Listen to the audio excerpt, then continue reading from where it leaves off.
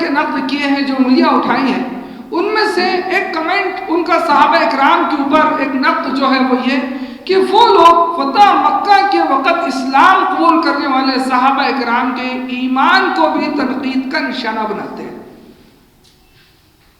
ان کے ایمان کو بھی۔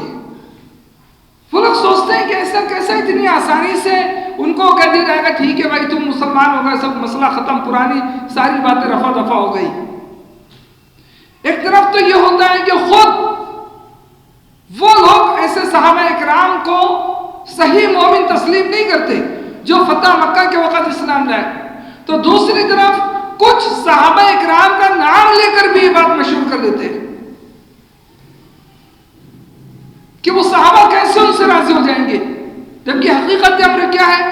حقیقت امر وہ لوگوں کی زبانی جو بیان کرتے ہوئے کہ بھائی انہوں نے ہم کو ہجرت کرنے پر مجبور کیا، ہم کو ہمارے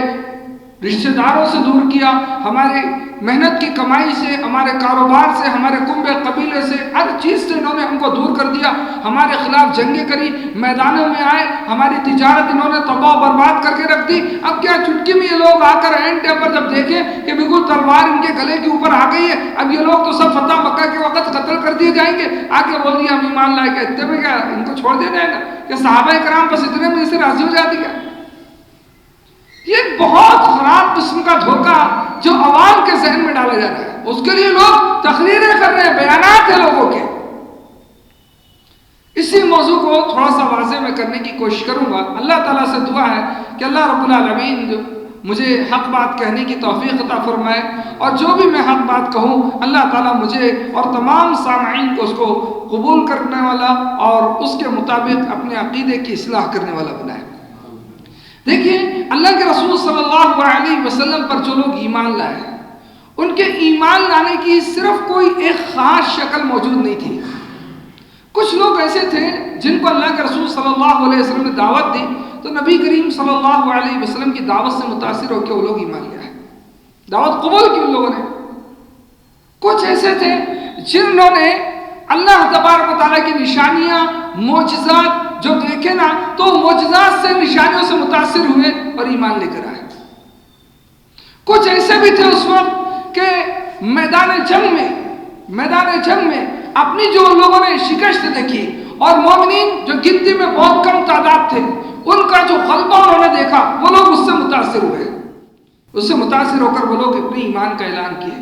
کچھ ایسے بھی لوگ تھے جنہوں نے اسلام کی بڑھتی ہوئی تعداد کو دیکھ کر، دن بدن اسلام کس انداز سے پھیل رہا ہے، کیسے دن بدن لوگ مسلمان ہو رہے ہیں، اس چیز کو دیکھا، اس سے متاثر ہو کر۔ کچھ ایسے بھی تھے جو اپنے باطل معبودوں کی کمزوریاں دیکھ کر، ان کی کمزوری کو وہ لوگ عیب جان کر، اللہ تبارک تعالیٰ کی قدرت کے مناظر دیکھ کر وہ یقین رکھے کہ ہاں محمد صلی اللہ علیہ وسلم جو دعوت لے کر آئے وہ درست قبول کی جائے۔ کچھ ایسے بھی تھے جو غصے اور غضب کی حالت میں اسلام قبول کر لیا،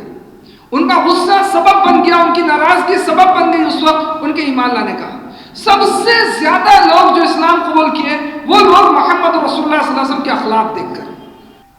اور ایسی بہت ساری وجوہات بنی ان لوگوں کو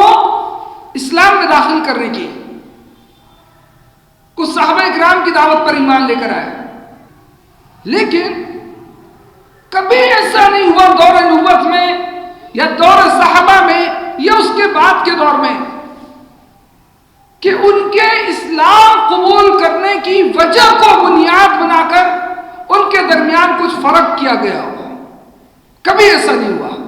کہ تم اس وجہ سے اسلام قبول کیے تھے، تم اس وجہ سے کیے تھے، لہذا اب تم دونوں میں کچھ تو فرق رکھا جائے گا۔ کبھی ایسا نہیں ہوا۔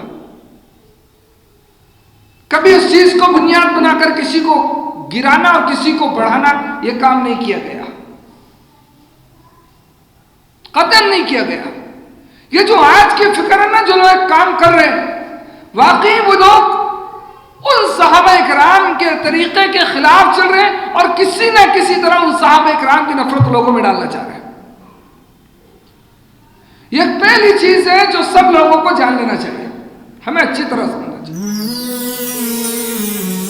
It's Al Fajr Educational Foundation presentations.